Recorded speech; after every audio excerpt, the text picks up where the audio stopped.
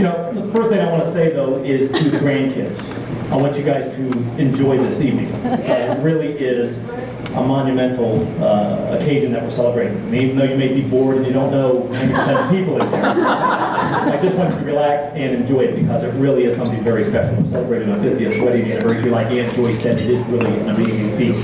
Don't kid yourself. Mark did not know it was his 25th anniversary. He's sitting up here like he knows his anniversary. Ask him what day it is and he wouldn't know. Joyce, thank you. By the way, the white stands for the paleness compared to the red. They pale in comparison. Anyways, the reason I'm up here is like Mark mentioned, you can only imagine what it's like when you got 12 people sitting around a dinner table. And, you know, as soon as you say, in the name of the Father, Son, Holy Spirit, amen, and the prayer is over, it's a free-for-all. But there is one constant: Ed eats first. And it's kind of funny because the older kids kind of sat closer to Mom and the younger kids sat closer to Dad. Never realized what the whole function was until you do something wrong. Dad has a way of reminding you if you did something wrong. And that's what we're going to celebrate tonight. What I have for Dad, and it's with all love, Dad, we have created a golden fork. Nobody understands what this stands for, as I said. And what it says on the bottom, I think, really symbolizes what it's for. And it says, golden fork to Edward Frericks. If you can't reach them, fork.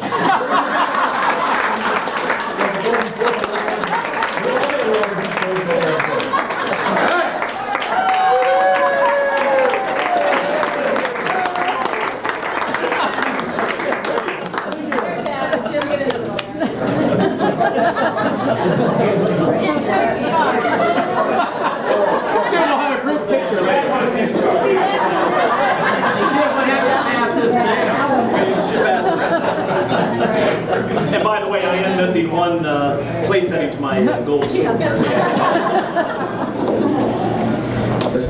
Everybody gets on a committee, and the next committee member that I'm going to introduce probably had the most important aspect of this whole thing. So I would like to ask my brother John to come on up here and to be our little tour guide for the next series of events at the party.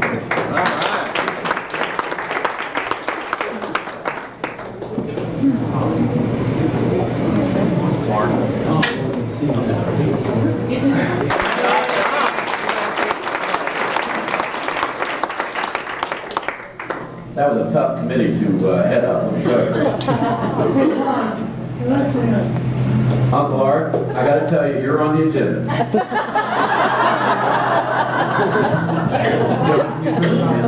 sorry. I don't think I got it.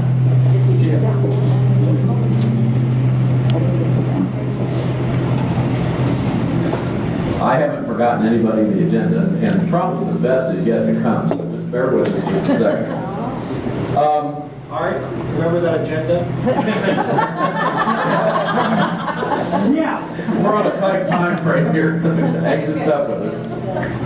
I'm going to call my brother Jim up here, who has the category of memory lane in remembrance. No, I'm probably the only Frericks that doesn't need a microphone. That's okay, and I hear the thing humming. But you know what? I am absolutely astonished with the amount of people that showed up tonight. And I know there's a lot of people who wish they could have been here tonight, but for one reason or another couldn't have been due to prior obligations, and maybe they're too far away or things like that. But I don't know if any of you have noticed the crowd that's back here. You know, I don't know if you can hear them. I've heard them. And they are here. And I think that's what this table is all about, because this special table is reserved for the spirits of our family and friends who couldn't be here today. That would do, I'm sure, are enjoying this evening more than anybody else, because they wouldn't have missed this 50th wedding anniversary for anything. And it is an absolute, it would be unforgivable if we didn't at least remember those who have passed on before us. And I know Bert and Georgia, and I know Edith and Arthur are probably beaming very proud right now. And I'm sure they have a champagne glass toasted high to both Mom and Dad on the 50th. But besides that, there's a lot of friends who are not here. And at this time, I would like anybody who knows who's sitting up here at this reserved table to feel free and call out their name, because I know they are here in spirit, they're here in love, and as I said, it is an absolute wonderful moment that we're sharing here. So if you recognize anybody up here at the reserved table, feel free to call out their name and say hello. And Marge welcome. and Bob Porter. Marge and Bob Porter. Amen. Buck Clifton. Buck Clifton. Red Walton. Dick and Jane Plum. Lane Black. I'm sorry? Lane Black. Don Corcoran. Don Corcoran. Red Walton. Red Walton. Gene Brzezinski. Absolutely. Wally Emery. Yes. Yeah. Addie and Rudy. Oh my gosh, no, never cousins of mine. Well, of course, the ones that are really to be loved and thought one of the others, as you say, our grandparents. But no one can begin to tell you how much this evening has been to us. And I told one of the kids, I said, you know, if I had a chance to see the Pope or come to this party, there would be no question. The Pope was busy. This party would have been next week. But you know, somebody else is up here in Little Smoky. I'm sure she's up here. Well, Jim, I'd like to say my sister Carol. That's right. Tom and Iva. I'm an idol. You know what? And if we had forgotten anybody, you know, deep in your heart, Carol McCoy. She's not here though. That's all right. Neither one is missing. Rose. That's there you right. go. And as I said, there's many more, I'm sure, that are in our hearts and that we may say to ourselves as the night progresses. But they are here enjoying this very special moment for Mom and Dad, and I'm sure they are having an absolute ball. And we're going to move on now to Memory Lane, as Mark mentioned. This is an opportunity to talk about the fun times that we've had with Mom and Dad. And I probably more than anyone have had many good times, sad times, you know, for Dad. One of the things that I'm very grateful that Dad taught me how to play golf. And what you may not realize is that Dad's a lefty. And Dad always had a hooking problem. So thanks to Dad, 37 years later, I have a terrible slice problem. One of the other things that I will always appreciate about Dad is taking me and a lot of the little boys on his sales trips. And it's the first time I've ever heard of Paul Harvey. And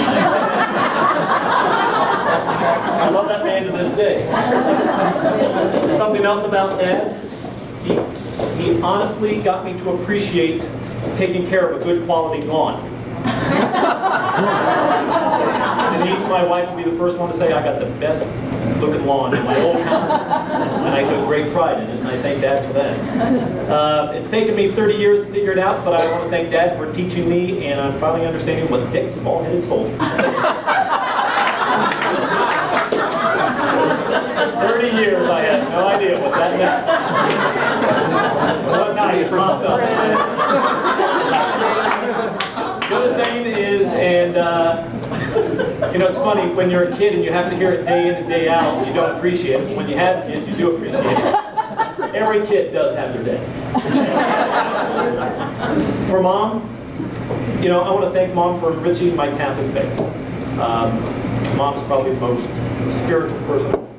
And I still go to church because of Mom, because of the upbringing she gave our entire family. I want to thank Mom for reminding me to keep smoking. I skipped many a dinner, and it's funny because Ruth Bartholomew said, you know what, one of you always forgot to feed the dog. I said, geez, my mom tell you everything. She tells me stories. I I'm sitting back there and I'm writing down, and she goes, who forgot to empty the baskets? Well, I can only assume I was on the topic of conversation. Last but not least, for Mom, besides just her unbelievable love. Did anybody have more chiclets in her life? Scurrying around in her purse looking for chiclets. But you know, this is an opportunity to stay where you're at. But if you remember a fond memory of Mom or Dad, please stand up, share it with everybody, and I think everybody else will get a kick out of it. John, nice job on the video. Yeah, very good. I just want to say that there's a copy for all the 10 kids and the theme parks. And they're for sale in the back of the lobby. Take checks down the They're free. T-shirts also. T-shirts.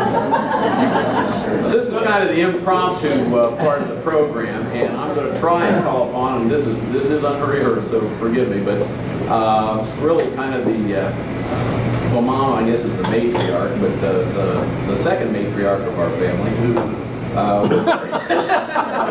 was the guiding light that truly helped Mom and Dad kind of at least get through the first dozen or so years of this whole group. So, Kathy, you want to stand and say anything?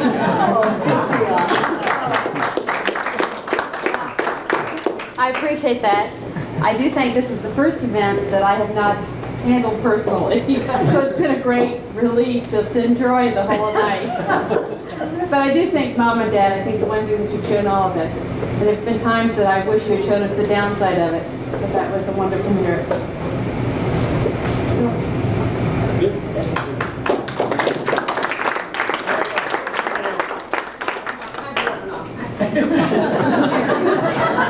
Come on, Mary. Go on there, everyone.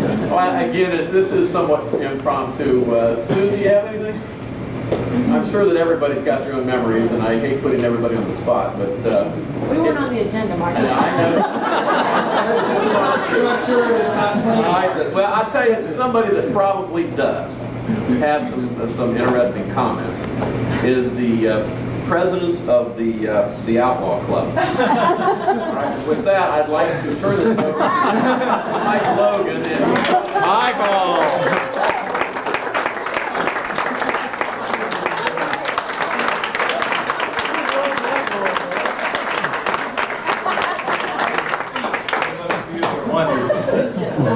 You know, as the spokesman for the in-law club, this is extremely difficult.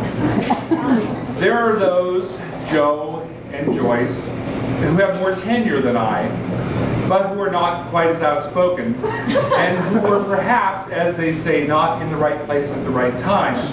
Because after Adam's graduation get-together, I, perhaps with far more to drink alcohol than normal, made the broad gesture that I should be the one that should speak on behalf of the in-laws and of the others in the in-law club. I think the in-law club, and I'm sorry, Betty, but I think the in-law club was initially formed so that Duffy, Kim, and I could smoke. Now, with none of us smoking anymore, the club lingers on as a bond. The common bond that Sue, Jim, Denise, Lisa share, where there is a Frericks statement or an action that only the in-laws recognize.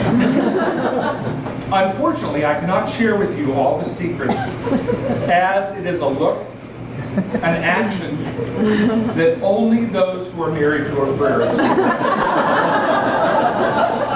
It is when a certain in-law invites everyone to an event and then says, "Oh yeah, you in-laws can come too." It is something that we've all learned to live with, and in fact, I estimated this morning that collectively well over 150 years have been spent learning the traits that this secret club requires. Notice how we, the in-laws, can glance at each other and just smile, knowing what we know. I was told that this had to be nice, and that there was to be no David baths. So it is meant in only the nicest and best of terms, that these 11 people have significantly changed the lives of we in-laws. And through it all, with constant special watch, guidance, and angel's touch of grandmothers Garvey and Frericks, we have prospered and grown. At this time, and to keep it as short as possible, I want to have all the in-laws in the room stand up and take a bow. You all know why. That's right.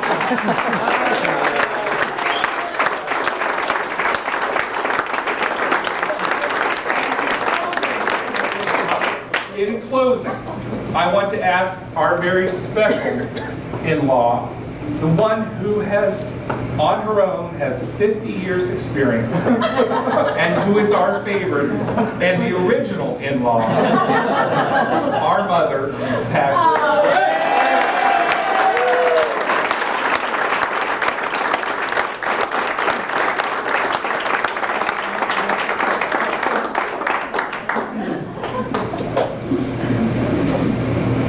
We're almost done.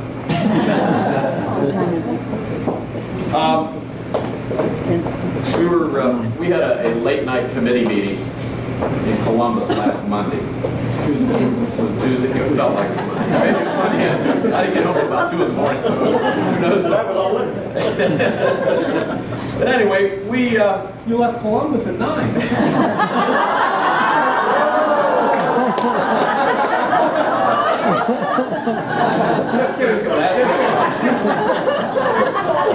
He wants the R50.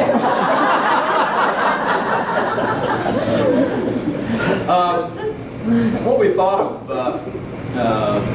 was coming up with a David Letterman type category of kind of like the top 10 reasons.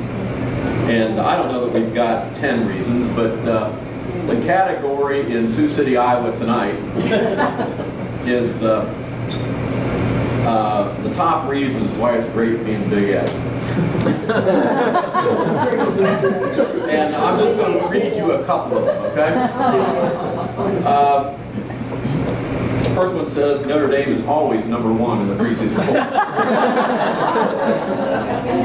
Number 2 reason why it's great being Big Ed is that you never have to horse around getting new tires for your car. The next one is, with so many kids, you never have to get up and refill your water glass. 10 waiters, no waiters.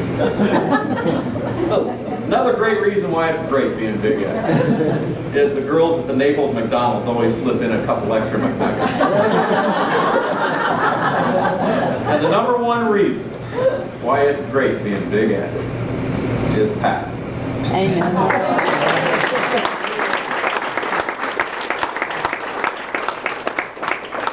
Especially after 2 glasses of wine. And we also had a category from others. Okay? This is the greatest reasons why it's great being Pat.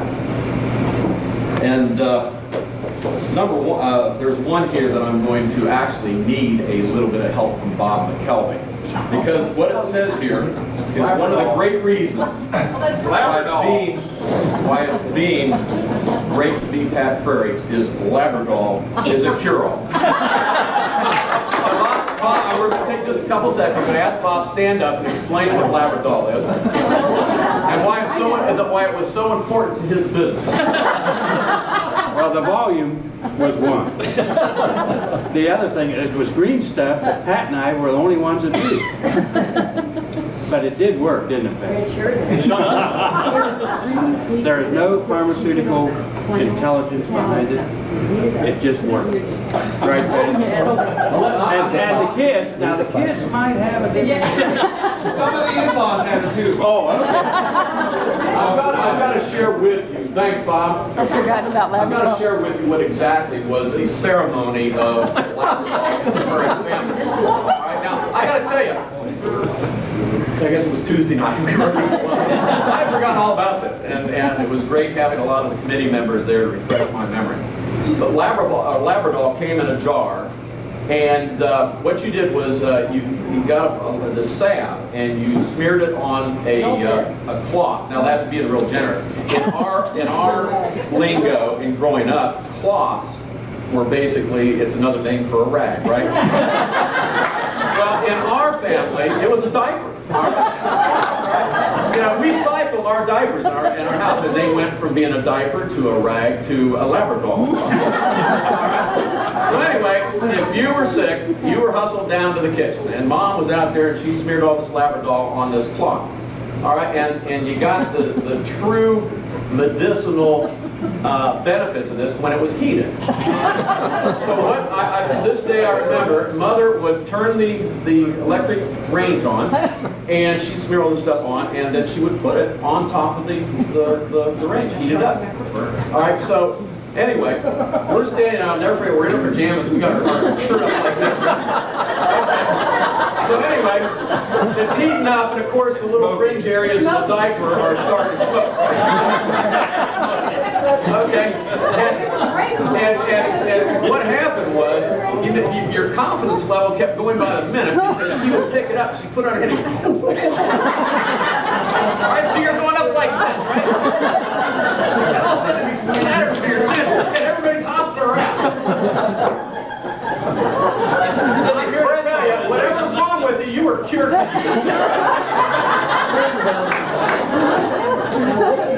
All right, so Labrador is a cure-all.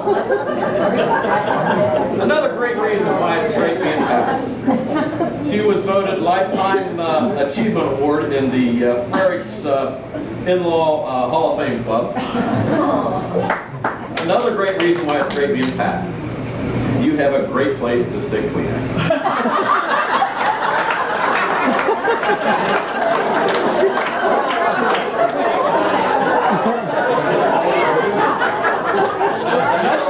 Another reason why it's great being Mom. She had stimulating lunch conversations with Violet Lagore. Yeah, so with Violet Lagore. That's kind of a family. You got a couple other ones here. It's great being Pat because thank God he didn't want 15. Another great reason it's great being Pat, you never miss that new car smell. And the last and number one reason why it's great being Pat Frericks is Ed.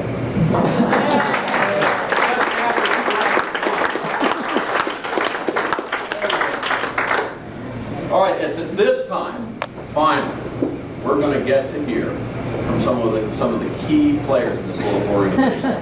Hey, Mark, And your microphone's off because everybody back here is having trouble hearing you. it was humming like that. I don't know how to do it. Just speak up. John's our AV guy. Where is he? Hey, TJ. Just move the whole. He's just going to turn that. I think it's too close. Uncle Art.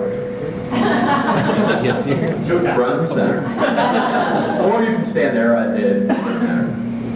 But if you'd like to say a couple words.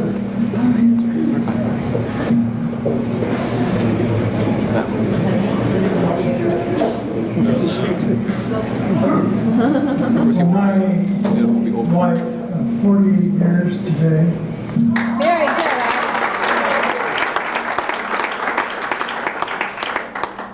Had the privilege of introducing my brother and Pat on a blind date in January 1st, 1950. And they got married 5 months later, and we were a little worried about that. I would like to make kind of a Academy Awards acknowledgement to Pat for the Greatest Actress Award. More than Kim? Because Ed still thinks that he directed this family.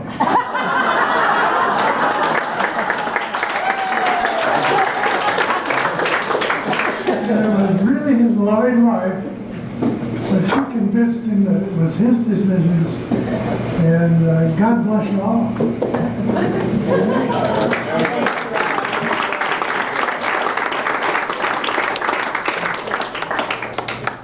And now I know two people that have been chomping at the bit to come up and say a couple words.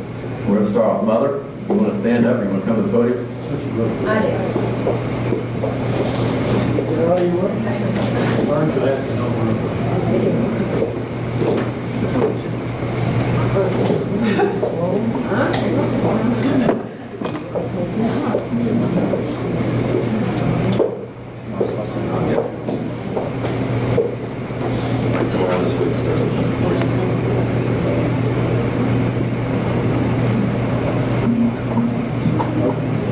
Well, I can't tell you, especially of our children, how wonderful this has never been.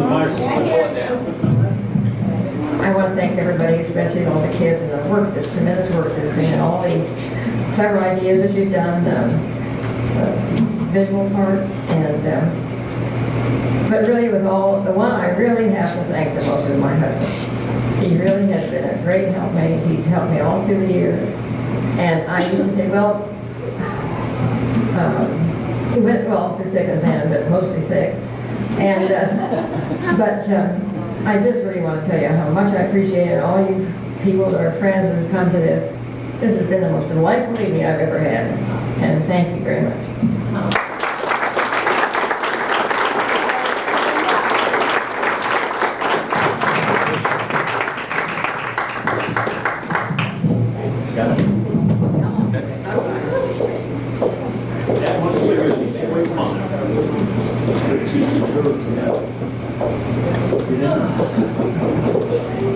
Dad, it's your turn.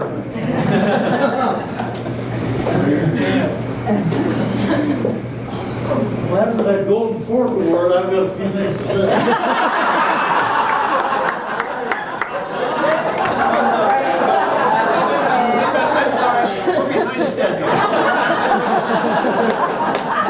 Good time. Hey, Dad, the gold fork was not my idea. Can everybody hear? I just want you all to know how very, very much we enjoyed this evening. And really, think of you 10 kids, we welcomed every one of you. There was only 11 months between John and Sue, and how we got through that, I don't know. We couldn't have done it without Kathy, because she could change diapers like any grown woman when she was 6 years old. But it's been a wonderful 50 years. I don't know how it could have been any better. I'm as much in love with Pat as I was the first night I met her. When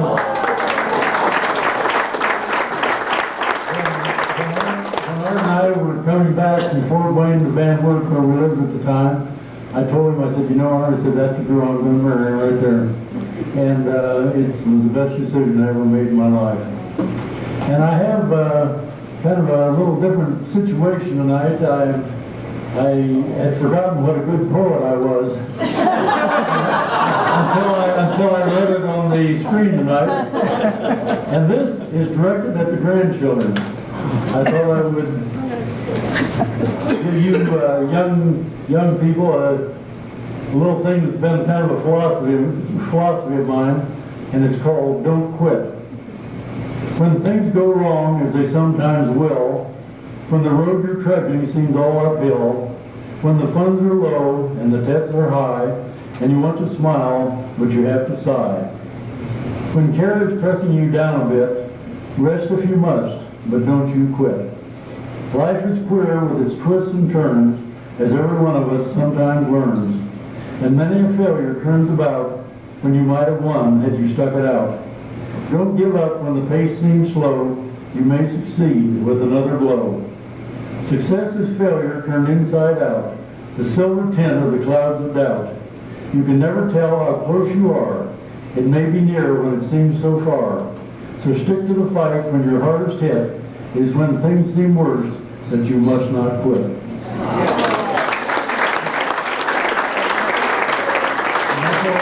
Thank you all so much for coming, and it's sure been a great night, I'll tell you.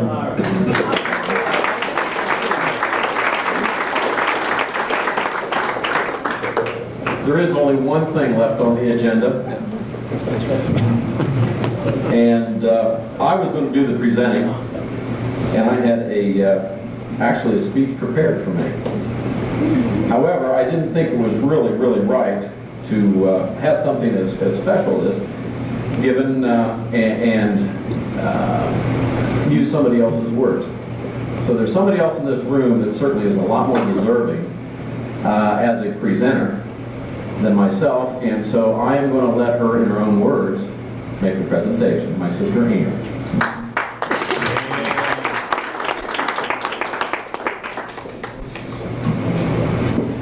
Well, first of all, I want to once again thank John for the fabulous job he did on the video. I don't think everyone or anyone really truly appreciates